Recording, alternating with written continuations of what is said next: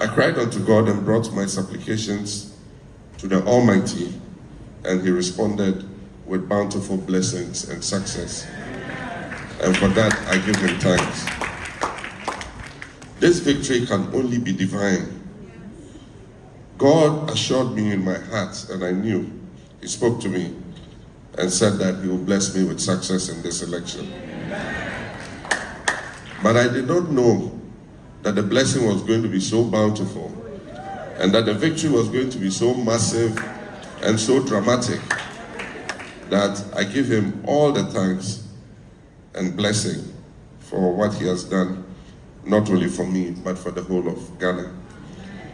He has done good for Ghana because he has restored the sovereignty and the power of the people of Ghana. We've practiced democracy since 1992. With time, the political elite, and I'll say including myself, all of us who God has given the opportunity to lead this country, we have grown in arrogance and selfishness, and we have believed that the power that we wielded over the people belonged to us, ourselves, and did not recognize that it was God who gave it to us temporarily. So God has made us know that power belongs to the people. And calm, but when they have reached their limits, they will show you that real power belongs to them, and that is God who gives that power.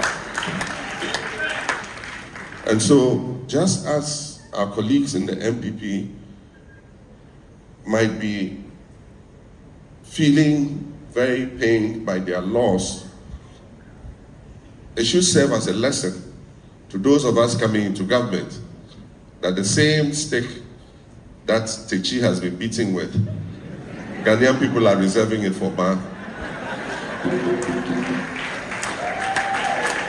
So I've been receiving knocks on my door, receiving text messages, people who are considering themselves for various positions, and I just want to warn them, it's not going to be a walk in the park. If you're not prepared to work and serve the people of Ghana diligently and modestly and with humility, then don't come. Just stay where you are. The political journey has been a divine one, and I believe that it's God who has guided my step each way until now, from being a member of parliament to being a deputy minister, to being a minister, to being a vice president, to being a president. At each step, I have doubted whether it was the path that I wanted to carry on.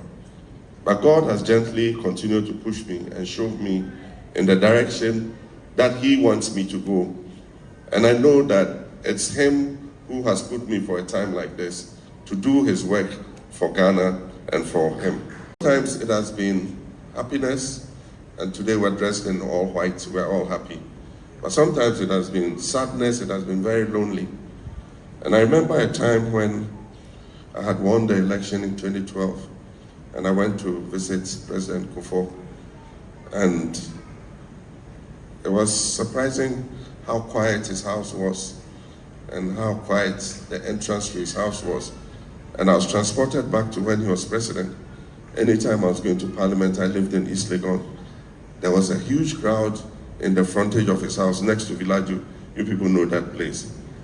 And anytime it was Christmas or the Muslim feast of Salah, you see white sheep and cows tied outside his house being brought to him as gifts.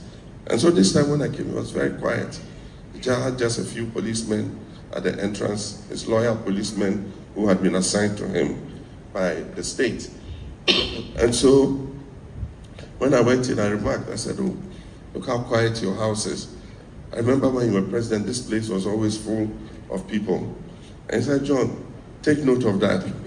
Know that all those people are coming to you because of the position you occupy. And that one day when you leave that position, your house will be as quiet as mine. And it's true, when I lost in 2016, the Christmas hampers stopped coming. There are many people who used to come to my gate and come and try to get into just to see me for a minute, stopped coming.